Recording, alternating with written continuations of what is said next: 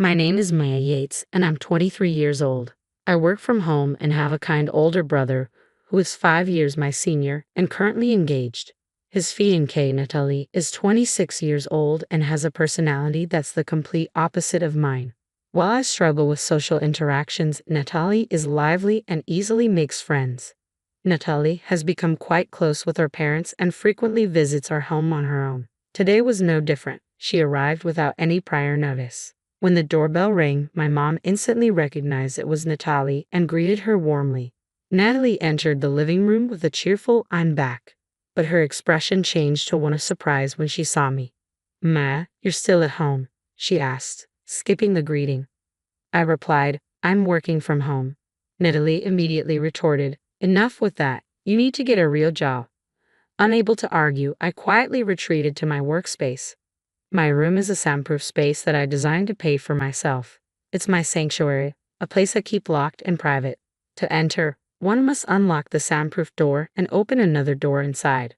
Once inside, I vented my frustrations aloud, feeling somewhat relieved after shouting about my irritation with Natalie's comments. At lunchtime, a small light bulb in my room began to blink, signaling that it was time for a break. I headed to the living room, where lunch was set up at the dining table. My mom invited me to sit down, and I took my usual spot, only to find Natalie across from me with a displeased look. "You get hungry even though you don't work? Don't you ever think about contributing to the household? You're just like a parasite," Natalie said harshly. I kept my head down, listening in silence as my parents joined the table and said grace. Natalie was visibly unhappy with my parents for not reprimanding me. "Your father and mother are too lenient with you, Mia. I can't feel secure about marrying into this family if things continue like this," she continued angrily. As Natalie ate lunch, her dissatisfaction grew. She expressed her concerns about what would happen if my parents could no longer care for me, suggesting that it would be unfair for her or her future children to take on that responsibility. Her assumption that I would remain a dependent shut-in upset me, and I stopped eating, mentally protesting her claims. Noticing my distress, my mother reassured Natalie, "Maya does work, you know. Don't worry," but Natalie remained unconvinced. "At 23, with your appearance, braided hair, thick glasses, and always in sweatpants, who would believe you're working?" she challenged. Frustrated, I responded softly, "Appearance has nothing to do with work." This seemed to enrage Natalie even more. "Well then, what kind of job do you do? Tell me," she demanded. Glaring at me, Natalie's intense stare left me too frightened to speak. It was my mother who intervened. "Only our family knows about Maya's job," she said. "I'm sorry, but we can't discuss it right now." Natalie, visibly frustrated, stood up and stormed out, exclaiming, "So, I'm not part of this family, is that it?" I apologized to my parents for the scene, and my father reassured me with a smile. "Don't worry about it, Mia. Just focus on doing what you love." Feeling a bit lighter, I decided to continue with dinner. During the meal, I suggested that after my brother's wedding, I would make sure Natalie learns about my job. My parents seemed to agree, and their expressions relaxed, acknowledging that it might be a good idea. After lunch, I resumed working. In the evening, as usual, I went grocery shopping with my mom while my father tended to the vegetables in our garden, watering and preparing for harvest. When we returned from the supermarket, we found Natalie in tears in the living room, with my father sitting beside her. Worried, my mom asked, "What's the matter? Why are you crying so much?" Natalie clung to my mother and sobbed uncontrollably, unable to speak. Noticing the concerned look on my father's face, I asked him what had happened. "I heard a loud noise from inside the house while I was in the garden," he said, so I rushed toward the sound.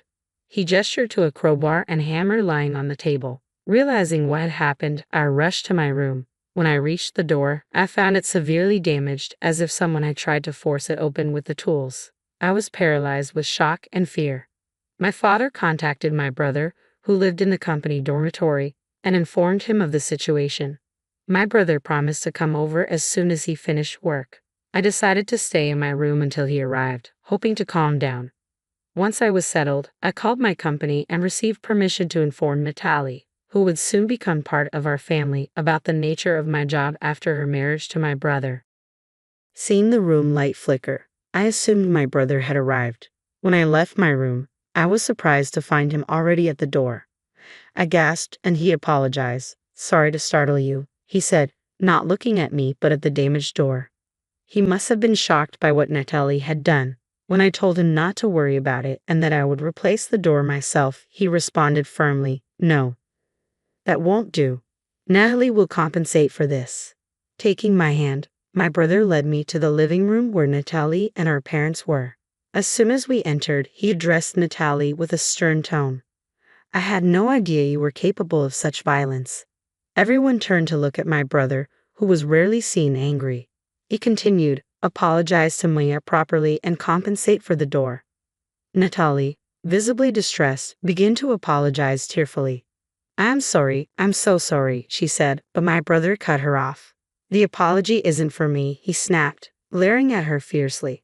I told my brother it was okay now, but he kept his eyes fixed on Natalie. Natalie then turned to me, knelt down, and apologized. "I won't do something like this again. I will compensate for the damage." I accepted her apology and decided to move past the incident. However, I was curious about why this had happened, so I asked Natalie. She replied, "I thought if I made a scene, it would force you to work." I considered whether I should reveal the nature of my job to her before the wedding, but since it would go against company policy, I chose to keep it to myself for now. To ease the tense atmosphere between my brother and Natalie, I brought out 2 live concert tickets from my room and handed one to each of them. Upon seeing the tickets, Natalie's eyes widened with excitement.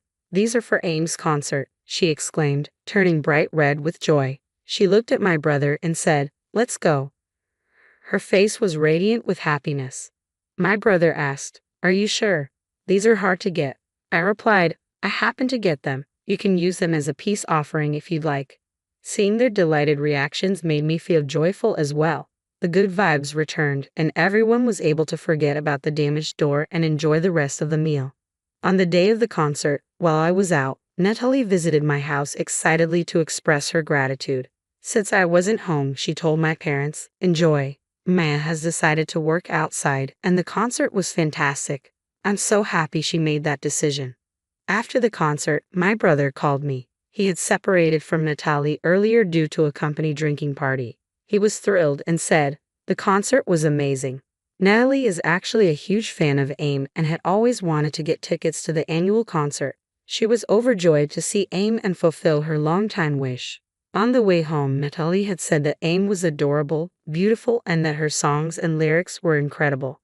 I told my brother I was glad we made up. He replied, "The soundproof door we paid for as compensation cost $7,000. I responded, "That sounds about right." He was taken aback. "That's expensive." I explained that since it was a soundproof room, I had invested a lot of effort and money into the components, which surprised him even more. Natalie mentioned that while the $7,000 expense was painful, the concert made up for it. As for me, the door would be fixed, and seeing my brother and his friends getting along made me feel really good about giving them the tickets.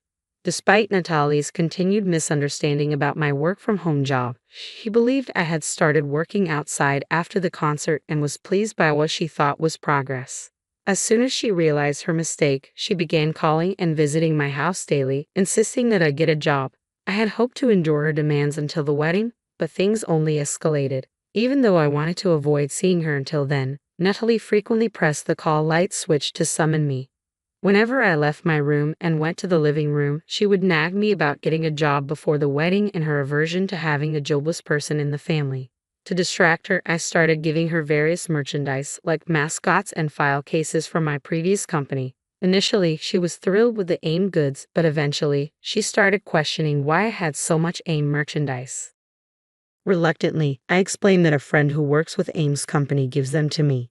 Hearing this, Natalie's mood improved even more as she requested, "Please get me more tickets next time." However, she began to demand more merchandise and even made a fuss about wanting to enter my room. I was concerned she might damage the door again, so I decided to give her a stern warning.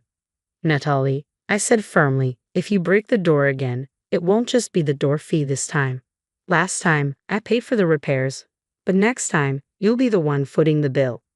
Her face went pale, and I wondered if she was truly planning to damage the door again. I could only hope the wedding would be over soon so I could be free from this situation. Until the wedding day, Natalie's visits and the flashing call light were constant. I lost count of how many times I shouted "Enough already" from my room. I tried discussing it with my brother, but he seemed resigned, saying, I've told Natalie 100 times that Maya works, but she just doesn't listen. In my mind, I wanted to tell my brother to get as angry as he had been when the door was broken, but I knew that was not an option. He was busy finishing up work before the wedding so he could go on the honeymoon, and I had no choice but to give up. Finally, it was the day before the wedding. Our parents planned to spend the day together, and we enjoyed a fun evening reminiscing and looking through old family albums. It was nice to have all 4 of us together after a long time. When I mentioned that after I get married, my brother would have his own family, leaving just the 3 of us with our parents, I noted that it felt a bit lonely. My brother replied reassuringly, No, I'll come by and spend the day with you. I was glad to hear that. In the calm of the evening, my brother's cell phone rang. It was Natalie, who asked to speak with me. He handed me the phone, saying, Natalie wants to talk to you. When I answered, Natalie said, Hey, something's up with AIM. There's a big announcement tomorrow. Ask your friend who gives you the merchandise what it's about. What if she's quitting or going on hiatus? Apparently, AIM's agency had announced a major announcement on social media for the following day. Not wanting to be disturbed during my relaxing family time, I said I didn't know and hung up the phone. My brother seemed to share my sentiment and turned off his cell phone. As our father reminded us that we had to get up early the next day, my brother bowed deeply and said, Father, Mother, thank you for taking care of me for so long. From now on, I will be happy with Natalie. My mom quickly responded, That's what women do when they get married. When my brother questioned her, our family ended the night before the wedding with a hearty laugh. Finally, the wedding day arrived. I informed my family that I would be a little late in the morning while my parents and brother went ahead to the venue. When I arrived at the venue a little later, I went to the waiting room to congratulate Natalie. I knocked on the door, and there she was, the beautiful bride, sitting alone and fully prepared. As I was about to offer my congratulations, Natalie's demeanor shifted dramatically. She turned to me with a scowl and said, Hey, there's something I still need to address from yesterday when you hung up the phone. I apologized and asked what she wanted. She said curtly, You can go home now. I replied, But it's my brother's wedding. She responded, I've been telling you this for a long time. Why didn't you get a job? I don't want people thinking you're part of the family. Before I could protest, Natalie stepped closer, almost nose to nose with me, and said, If I say go home, then go home. She then slammed the door shut with force. Feeling dejected, I retreated to a separate room that had been reserved for me. There, I had my makeup and hair done by professionals and changed into the cocktail dress I had bought for the wedding, preparing for my brother's wedding that I wouldn't be attending. In the midst of this, I received a call from my parents. I explained the situation, assuring them that even though I wouldn't be at the ceremony, I still intended to celebrate in my own way. As the wedding ceremony began, I decided to watch the event on the venue's monitor to feel somewhat connected. There was a moment when my brother looked for me, and I nearly broke down in tears. But I reminded myself that it was a day for celebration, not tears, and continued to watch and send my blessings. After the ceremony, the female MC announced, We have a special celebration video for the stars of today's show. Please look at the monitor. The room darkened, and a video began playing. The screen lit up with an image of AIM, whom Natalie adored, and AIM shared a congratulatory message. Yes, in truth, I am AIM. Congratulations on your marriage, brother and Natalie. Natalie's eyes widened in shock as she turned to my brother, who seemed to be saying, That's Maya. The video continued with me giving a simple excuse for my absence, stating that I had urgent matters to attend to. I added, I'm sorry I never told you I'm part of your new family. However, I've decided to work overseas and probably won't see each other in the future, so feel free to pretend we're not family. Oh, and I wasn't a shut-in. I was working in my home studio. Despite a hint of sarcasm, I concluded my message with, I wish you happiness. As the lights came back on, all eyes were on Natalie. She looked as pale as a ghost and was utterly dumbfounded. Once my part was done, I left the venue with the hair and makeup artists and other staff. Later, my brother called me. It turns out that after we left, Natalie was supposed to thank the guests and see them off, but instead spent her time frantically searching for me. When she found out I had already left, she broke down crying in front of the folding screen. I also heard from friends that she's now known as the bride who wasn't considered family by AIM, and my speech from the wedding has gone viral on social media. She regrets her actions and now finds it difficult to even go out in her neighborhood.